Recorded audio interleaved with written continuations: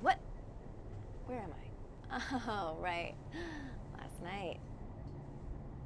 Not that bad. Oh, I just don't have time for this. I gotta get to work.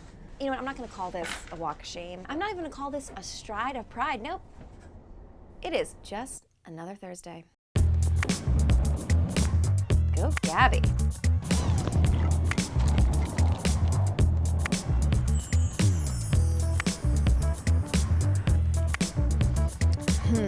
Caption, on my way to church. Good morning. Morning. Yep, just, Thursday.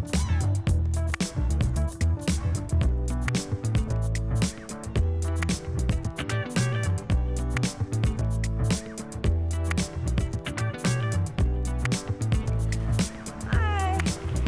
Morning. Yay, let's go.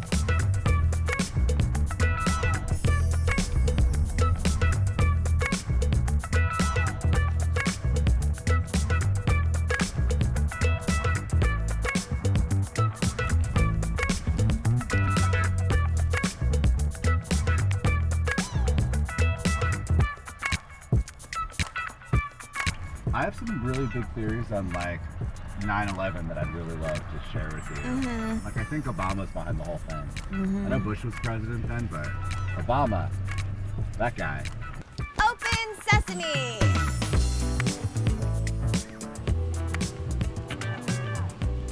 Hello. Okay. Good morning. Good morning.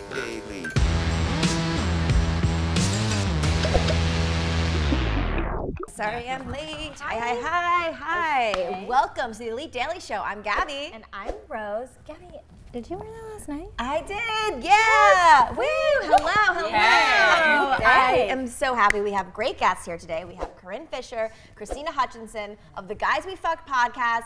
Hello. Hey. Hey, guys. So, to start off, can you just tell us a little bit about the podcast for our viewers? Absolutely. It's called Guys We Fucked, the anti-slut shaming podcast, and it's co-hosted by Christina and myself. And we have a lot of different kinds of guests on, primarily men that we have slept with. Okay. And then we just talk about a lot of sex-related stuff. We have sex workers on. We have people who have funny sex stories. Awesome. And sometimes it's Eskimo sisters, right? I was listening to the last one. One time it is Eskimo One sisters, time, yes. What is Eskimo sisters? Are we Eskimo sisters? I don't think so. It's when two girls have slept with the same guy. Well, we saw on the site The Ugly Truth About Slut Shaming, and I know you guys ran the podcast as the anti-slut shaming podcast. What does slut shaming mean to you? To you and to everyone. Where does it come from? It's making a woman feel bad, or a man, because men get slut shamed too, about enjoying their sexuality. It's other people deciding what your sexual quota should be and then judging you if it's anything other than what they thought it should be. So if my mom's like, don't have sex on the first date, she's slut shaming me. She's your mom, so it's more like giving you advice. I think it's more like a Not gonna tactic. No, you ladies are at the forefront of sex positivity, which is phenomenal. So we love the podcast, and we brought a clip that is from one of your most recent episodes about sexting. Should we take a listen? Mm-hmm. My favorite thing is when I'm flipping back and forth between two sects. It's like reading two books at the same time. It's very hard to keep your place. You can sex two people at once. Oh God, yeah. So that was great. That was hilarious. Do you think that we're seeing a shift in culture towards women sort of owning and embracing their sexuality? Yeah. She's a master sexter. Okay, Yes. so you're I'm a master sexting. sexter. I am yeah. You're not. simultaneously sexting. That seems like indicative of a larger trend of women who are like, yeah, I'm out, I'm proud, I'm owning my sexuality, I'm in the streets with it, I'm sexting simultaneously, and I don't give a fuck. In the Sexting streets. simultaneously. I'm in the Right? streets sexted. I'm just not into being coy or Right. playing games or pretending that you don't want something that you want. Well, speaking of sexting, do you have any sexting tips? I wouldn't use emojis at all in sexting. How about Bitmojis? Okay, you heard it here I first, don't guys. know. No Wait. emojis and no bitmojis No during bitmojis? sex. This is What about just an old school, semicolon? A winky face is face, fine. that's fine. I think anything, you want to keep it simple with the faces. Okay. It's always good to be funny, except for in sex, there shouldn't be a lot of like humor. Be Why? very descriptive too, it. because you can't just be like, yeah, I'm in my bed and I really want to have sex right now. Like you have to be like, I'm slowly getting into my bed. So you have to and build. I'm taking off. Yeah. You can't just go right for the home run. You have to go around. That's the why I'm bad at bases. sexting. You need to Meditation. like sex now. But now, having a podcast about slut shaming, talking about the guys you've slept with, I'm sure that's affected your personal lives, business lives, dating lives. It's affected our business life. Great. Thumbs up, business all around. Personally, for me, I think because I'm single, it's a little bit different because I was already like intimidating to begin with. So now, like being the co-host of the Guys We Fuck podcast,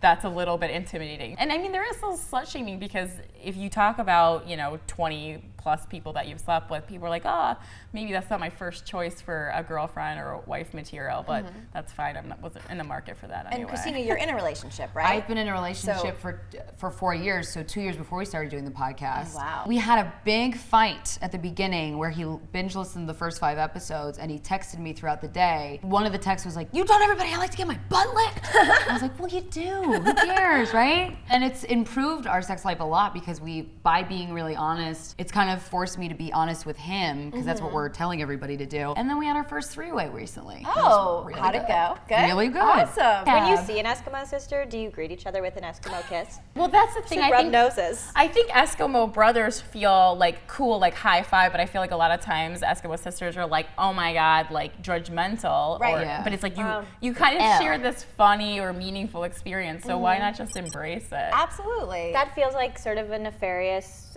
undermining sort of slut shaming. Oh, That it absolutely among is, and that's women. why we wanted to do that episode. because that is the thing too. I feel like a lot of slut shaming comes from other women slut shaming other other. women. And that's the problem. Yeah. My theory is if someone calls you a slut in an angry, like really negative connotation, it's either a person who wants to sleep with you and can't, or it's a woman who's intimidated by how much you're enjoying your sexuality. It's Right. always one of the two. If she's like, you're a huge slut, what she's really saying is like, I have truly just so many questions and I how would do love for you to I answer get better them. blowjobs is like Yeah. what she wants to ask. You seem like you would know. My Eskimo sister is a famous porn star. And we just interviewed her. And I actually caught myself going at the beginning of my relationship with Steven, oh, she just dated a porn star. Like, I was kind of being a dick. I was slut shaming her, and it was because I was intimidated by her. Right, 'cause And you then I just made said- up the word femasculated, because that's how she made me feel. Emasculated. But that's a reason why women slut shame. Yeah. Because they feel less than, and it freaks people out. Yeah, just be open and okay with it. I think that's the problem. It's very hard to make something go away when part of the group that it's happening to is also doing it to each How are you gonna other. fix it then? Yeah. Let's talk about double standards a little bit. Do you think that this is ever going to change or go away? It's improving. Yeah. I think. Whenever I think, oh,